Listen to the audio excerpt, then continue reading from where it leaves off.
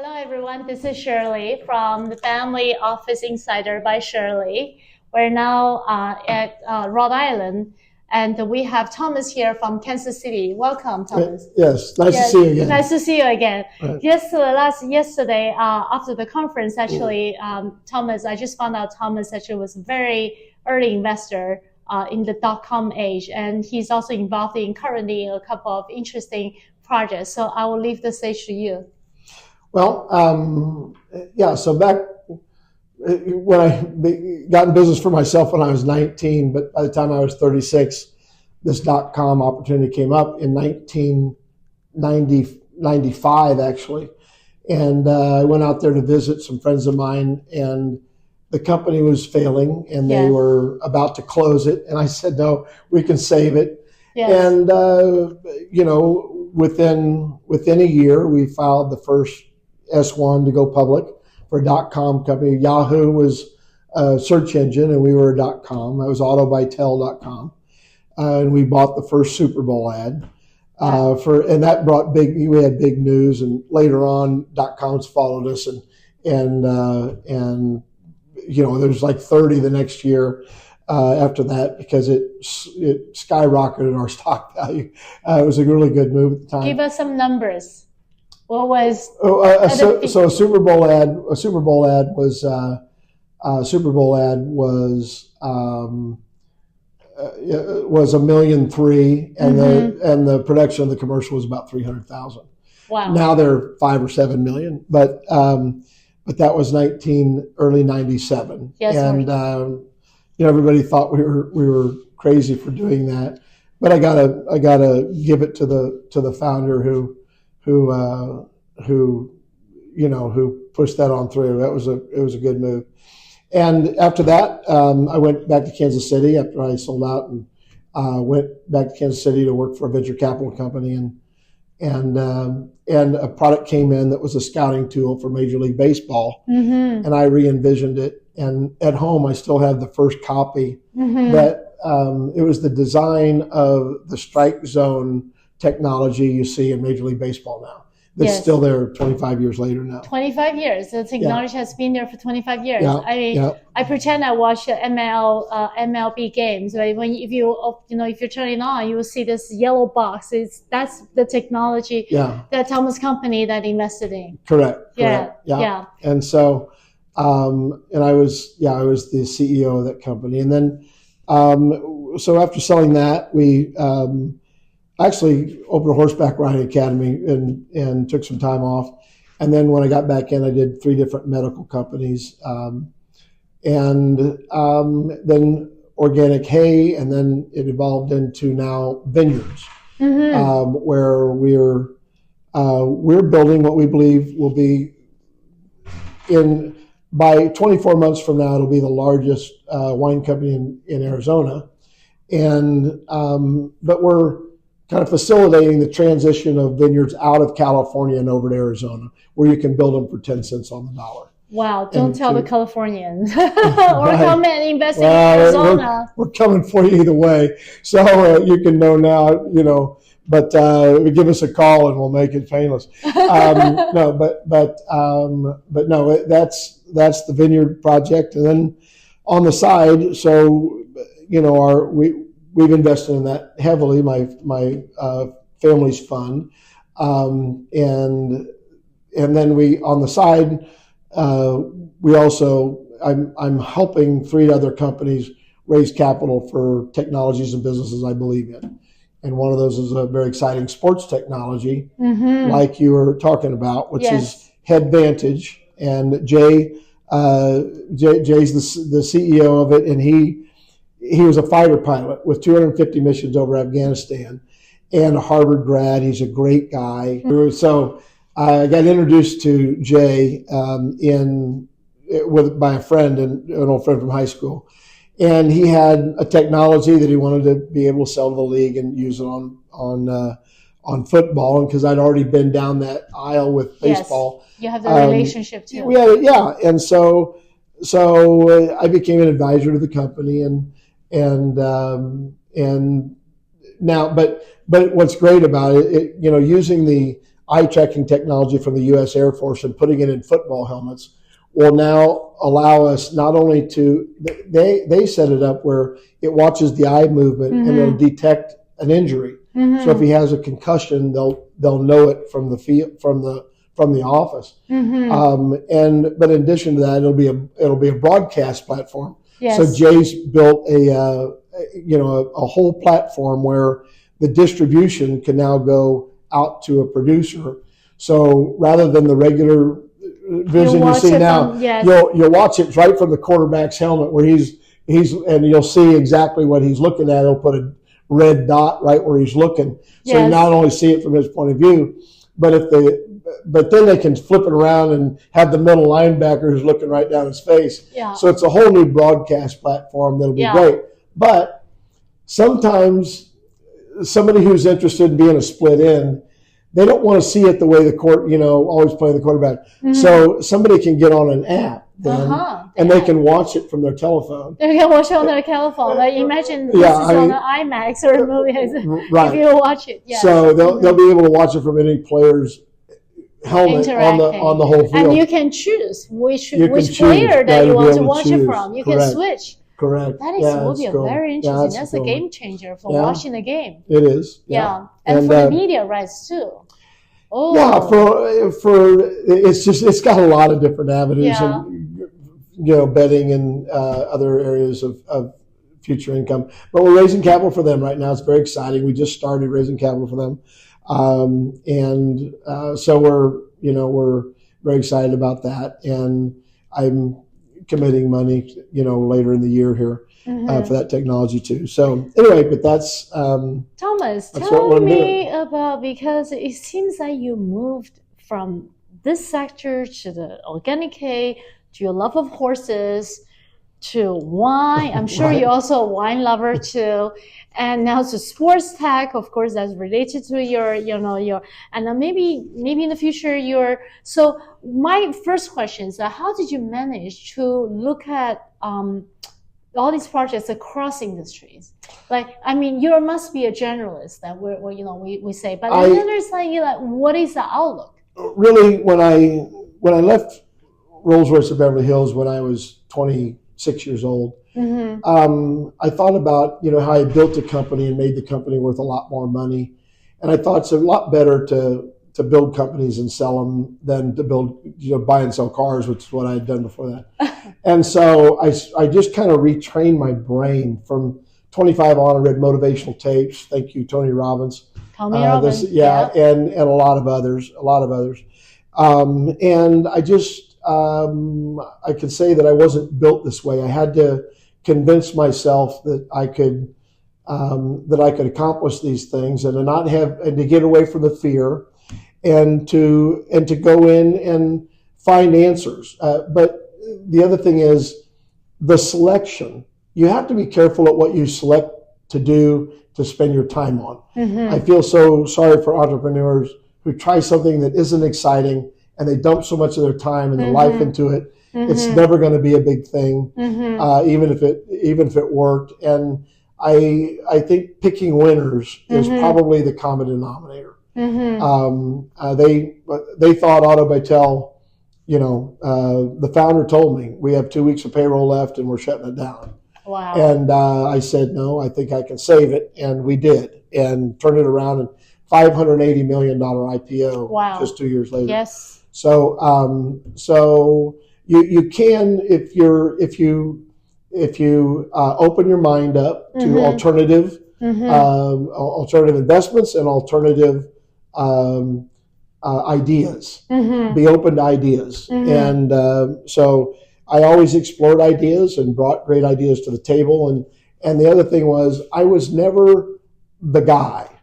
I was a part of a team that made them all work. Oh, right. That's the other thing. Nobody can do it yourself. Yes. A lot of people think, I've got the greatest idea and it's so good it's going to sell itself. Yes. No, it's not. I mean, they need to realize, like our wine deal.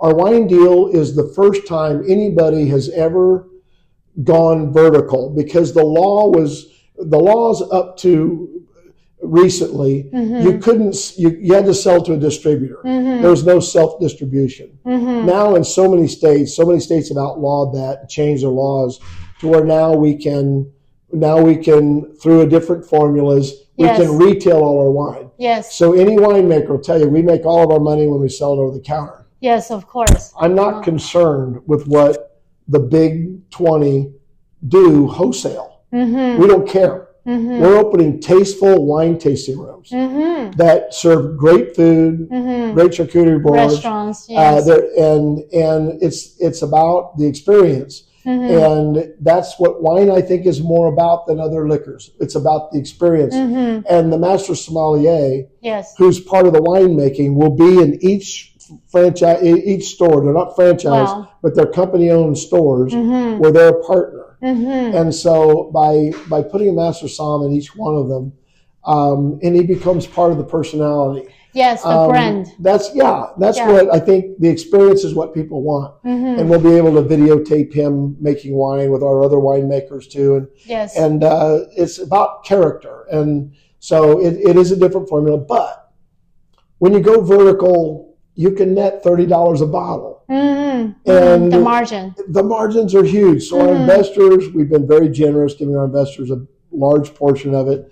And the way we set it up, they can sell their asset whatever they want. It's 10-acre vineyards. They own the land, and they just sell it contingent on the lease. But vineyards bring a high multiple. Yes. Where hay and beans and corn, you get like 3 times earnings on a piece of land. That's how they appraise agricultural property. Well, when you've got vineyards, they appraise, if they're 200 acres, if they're large, and you're an acquisition target for those top 20, they bring 20 times earnings or more. Wow. So California vineyards have consistently brought $800,000 an acre or more, and some less. There's some that aren't as good, but they're averaging around 800,000, and we're building them for 80,000. So you start with 1/10 the money, 1/10 of the money, 1/10 the investment with the same product, with the same outcome. And everybody says Arizona. Well, and a lot of people ask me, can you grow it in the heat of Arizona? Well, I'm going to show you just right now. So Tombstone, what do you think? What's the date today? It's the 21st of July, right? Yes. So it's probably 110 degrees in Phoenix. And here is Tombstone. Yeah. So Tombstone's 78 degrees, right? So the climate. And so up in the mountains, it's much different. So when people say, that's why I call it Arizona Mountain Vineyards. So everybody get that off their mind because we're up in the mountains. You want to fully utilize the advantage of the location, the region. Sure. The low price entry point now to attract. You're building a wine tasting club now too. So now, and we can open these. So if somebody wants to, they can brand it's a 50-50 crop share. Yes. So when you sell, the core of it is when you sell 3,000 bottles an acre at a $30 profit, we make $90,000 an acre. Great. 90. We're only charging $80,000 an acre to build them. Yeah. So there is a wait till grapes come in the 3rd year. But and you start getting some income in the 4th.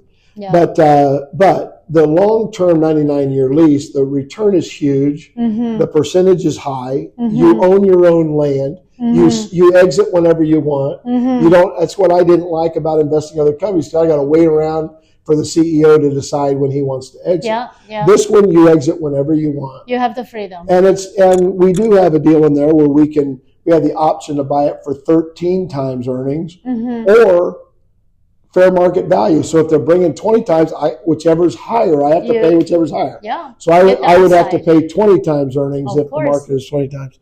So it's very beneficial to the investors. And our family office is uniquely set up. I would like to touch that topic because actually, Thomas, when you talked about how you set up your family office and the trust, and then how to pass down the wealth that maybe you made or your family members made, and what you're actually advocating for this entrepreneurship, I would very much like you to share with our audience. So it started with the lesson my father taught us. He he said, he brought us together to dinner and he said, I want you all to know, I was about 12 years old. I want you all to know that I did my will this week. And if I die tomorrow, your mom gets half and you kids are splitting up the other half. Oh. But you don't get it till you're 65. And if you need it by then, you ought to be embarrassed to take it. I want you to go build your own companies and don't look to me for your help. And he laid that law down. Wow. And so when I graduated high school, I moved to my own house. No, before I graduated, my birthday was March 22nd. I turned 18 and out I went. And I graduated high school and then went to my own house. For that theory, it made me go out and it made me that's what inspired me to get into business. I was out of necessity. Mm-hmm. And so what we do, so the family trust is set up where everything that is left in my life is owned. I donate my time to the trust. The trust owns the assets. Mm-hmm. And I donate my time helping the trust build those. Mm-hmm. And so each year, the profits, not the principal, mm-hmm. but the profits, mm-hmm. we discuss reinvesting now. Mm-hmm. So we do take care of the elderly and the handicapped in our family. Okay. And we will pay for private school education. Yes. But everything else goes to charities. Now, a cousin can come in from any of my cousins and they can apply for a loan. They say, I want to open a tow service, uh-huh. and we need 5 trucks. It's going to cost me $1 million. They can, like Shark Tank in our family, uh-huh. it's there to inspire entrepreneurism. And whatever they don't use every year, we give away to charities. So you either use it or you lose it. Okay. So nobody is a beneficiary of the trust unless they're elderly or handicapped. So nobody's a beneficiary. Nobody has a promise coming. Mm-hmm. The trustee every year it makes the final decision, and one family member from each of the 12 or 10 families mm-hmm. votes on what they want to do. And sometimes a charity might come before a tow service. Okay. They might say, no, this charity really needs it. Let's do this year. So, but they all have a vote, but the trustee is the final decider about where it goes. So what about the next gen? Let's say, you have the next gen, when they finish education, they met a beautiful lady, and they fall in love, then they come to the trust, say, hey, I need a house. I want to have a good life. No. Uncle Thomas, You go earn it. And we'll bring a business, but bring a plan for a business, and we'll help you build a business. Okay. So I'll teach you to fish, and you can eat on your own. That's I'm not going to, so we'll teach them to fish, but that's where it stops. So if you have no desire, you'll live like you would have. But it's an opportunity. Yeah. And the part about that is because I failed too. Uh-huh. And the failures I had, I was embarrassed to try again. And I know that I embarrassed my family and things, but the spirit behind it is when you fail, you're better after you failed. Yes. I got better as I went along. Yes. And you're better the next run around. So don't give up on it. So they can fail and come back again. Yeah, okay. So do you tell your failure stories to your family members too? We picked the wrong partner in a sleep lab deal, mm-hmm. who assured us they knew all about billing, and everything else in the company went just as planned, except for the partner who failed us in billing, and it ruined the company, and we lost big on that one. Wow. So it was a sleep lab company, and it was embarrassing, but again we learned, check these people out. Oh yes. And they made claims, and their claims were false, and mm-hmm.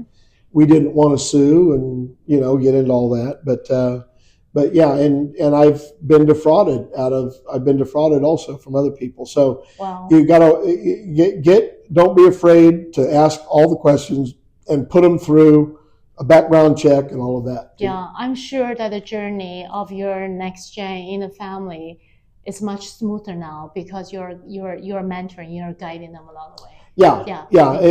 I do believe the family isn't. They never use me enough, but somebody with my experience, it is valuable. And that's why I'm setting this up this way, is so that everybody can continue to build that knowledge within the family. And coming to events like we're at today, we're at a family office event, and learning from all the other people here. I learned so much just in the last couple of days from other people. And there's no limit to your learning, and there's no limit to your capability. Reach for the stars. I've reached for the stars, and people thought I was crazy. You're not going to be able to do that. Watch me. And determination, and a good plan and a good strategy, and surround yourself with experts in that industry. Give them part of the business if you have to, and bring in good people. Your teams will take you home, and that's the effort. And be working for the right cause. Greed is a bad motivator. That's why I gave everything to the trust. I own nothing anymore. The trust, I do everything for charities now, my entire life. For charities. 100%. Yeah, beautiful. Yeah, Thank 100%. you so much. Thank you so much for bringing more beautiful things to this society, and also contributing. Good luck with your podcast. Thank you. Thank you.